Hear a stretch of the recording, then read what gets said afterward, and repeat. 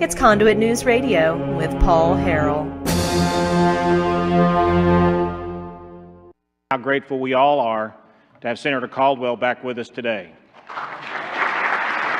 Senator Caldwell had a terrible accident involving, I think, a horse. I think he fell off his horse. And anyway, he's doing much better. It is good to see Senator I know Caldwell. this is an answer to prayer for many of us, and we will continue to pray for you and your family to make a speedy and complete recovery, Ron. Second, let me congratulate the new members of the Arkansas Senate. We welcome you all and look forward to working with you to make Arkansas a better place. Let me say thank you to the families, especially the spouses and children of all the members. All of us in this body know that we could not serve without some amazing families standing with us. It is especially meaningful for me today to have all four of my children, my three daughter-in-laws, my soon-to-be son-in-law, my 7 grandkids, and of course my wife, all here with me. We don't get together as a group very often.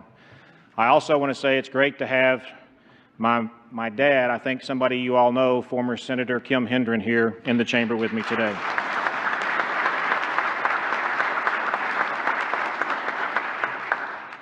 This is the first day of the 92nd General Assembly, a day that we begin the work of representing the people who entrusted us to be their voice in state government. It is important work. It is honorable work, and in many cases, it can be life-changing work for the people of Arkansas. Because our job affects so many and is such a sacred trust, it is important that we determine we will accomplish it faithfully and efficiently. The institution of the Arkansas Senate is a place where we have a solemn responsibility to represent 90,000 people each. We have a history in this body that we allow all voices to be heard with civility and respect. We are all here with the same goal, to do the work that is necessary to improve the lives of all Arkansans. Unfortunately, the work the legislature is charged with doing has been overshadowed for several years by mistakes, misdeeds, corruption, and even illegal actions by a small but not negligible group of our former colleagues. These activities were actions of greed, dishonesty, and selfishness. The behavior was a betrayal of their duty to their constituents, a betrayal to their oath of office, and a betrayal to the colleagues of the institution of the Arkansas Senate. While we cannot change the events that occurred, we can learn from them, and we can certainly control the events that happen from here forward. To all of us here today, the 92nd General Assembly, let us begin this session of the General Assembly today with a determination that the culture of greed and corruption is over. We will not participate in it, we will not ignore it, and we will not tolerate those who do. To those in the gallery or watching via live stream, I want to make sure all understand this does not just apply to members of the Arkansas Senate. Lobbyists, business interests, organizations, and others that have a vital role to play in our process need to be on notice that they will be held accountable for unethical behavior as well. For those of you just elected to the legislature, again, I offer my congratulations. I also want you to understand that there is little that will draw more attention than your mistakes.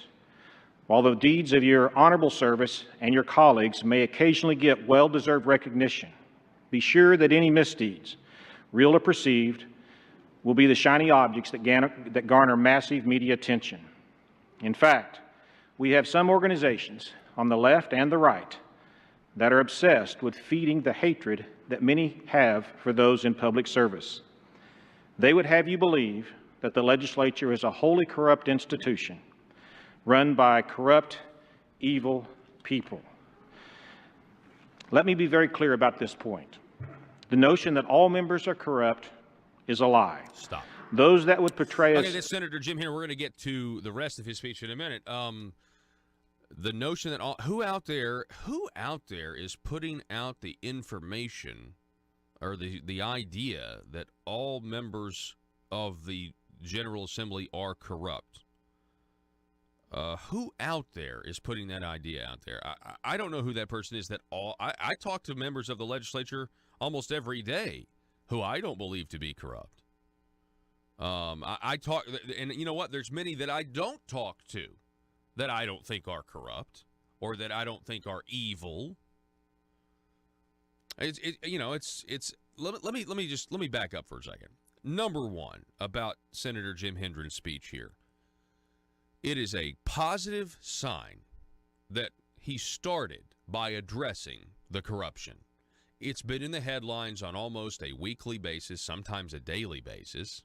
We just had it again on the Friday before the session. We had another former state senator who was indicted, a former lobbyist indicted, connected to the nursing home industry, and the nursing home industry was connected to the bad tort reform bill that was on the ballot this last time for bribing a judge, and the judge admitted it was a bribe. The judge is in jail. It's a big deal. We have convicted felon John Woods. Now, this is why, and this has to be pointed out. A lot of people want to talk about, here in a minute, Senator Hendren talks about trafficking and hate. What I try to do on this program is present the facts of what legislators have done, how they've voted, what they've advocated for, what they haven't advocated for. And it is a good thing that Senator Jim Hendren now is trying, at least saying, we've got to do something about the reputation because the people have lost trust in this institution. That is a good thing. It also shows, at least with what he is saying now, that even Senator Jim Hendren has changed. Now, what do I mean by that? How has Senator Jim Hendren changed? Well, he's changed because he supported the re-election of John Woods when everybody knew at the time that John Woods was corrupt. He supported John Woods over the limited government candidate because John Woods was in with the establishment. And I think rightfully so. That's why Senator Hendren says that it was not a negligible group. It might have been a small group in the Senate, but it was a significant group because they have the power. And I think we would be naive to suggest that everything has been rooted out, root and stem, that it is all gone. There still may be more indictments that we don't even know about yet, okay?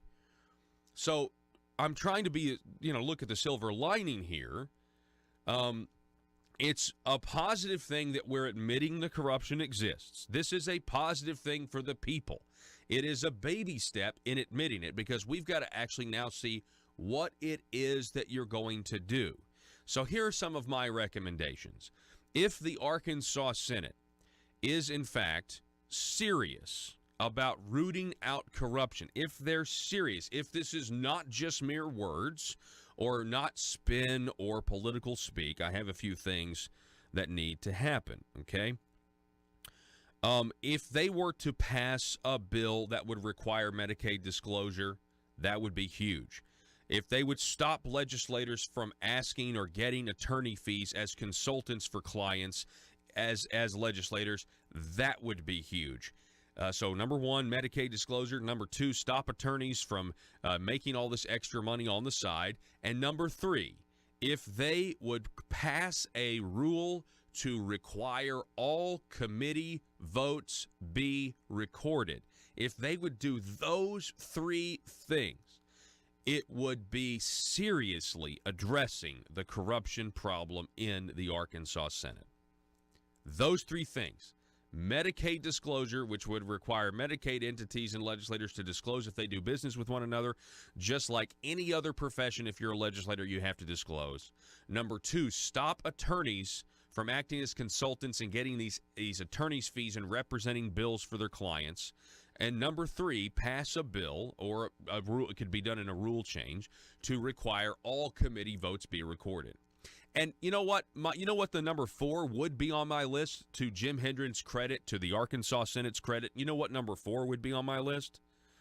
Live stream the committee rooms, live stream the Arkansas Senate, where we're here watching video, because that is one thing that has been done already.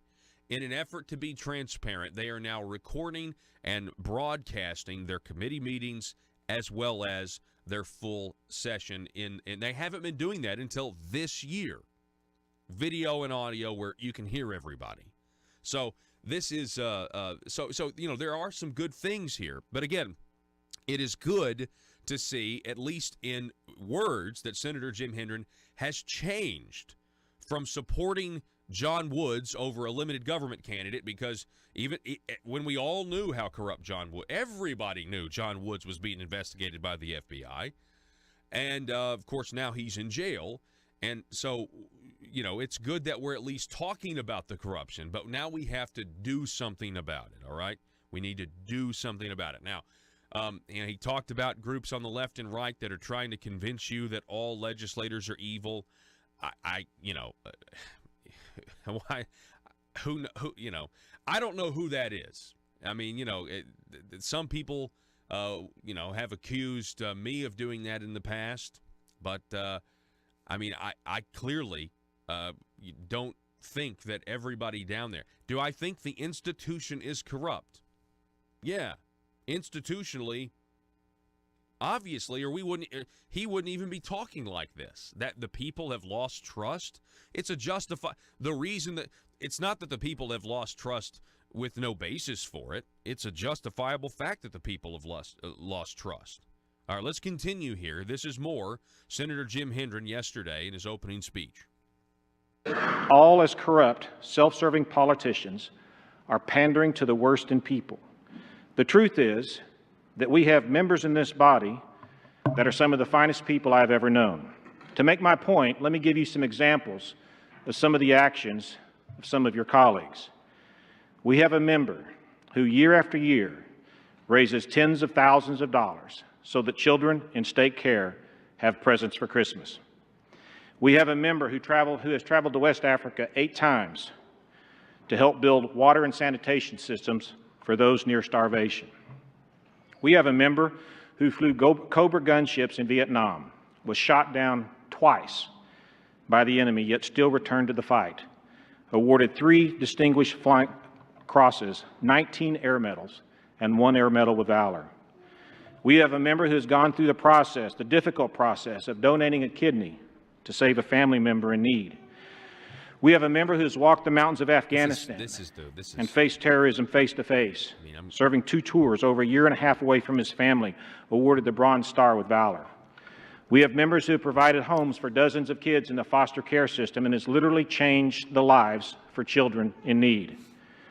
We have members who have donated thousands of dollars for charities focused on improving the lives of kids in Arkansas.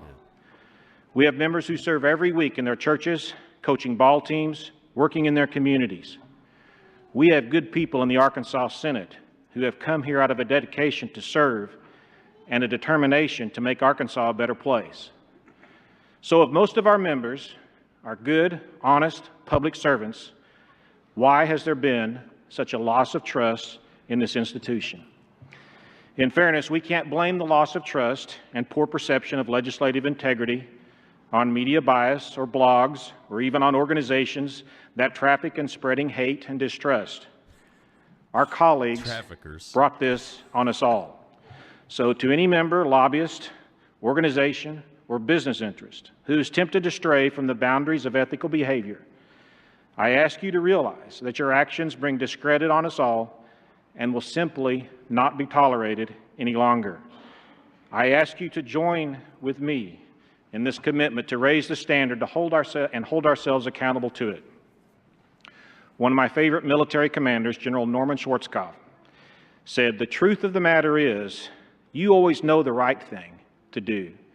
The hard part is doing it."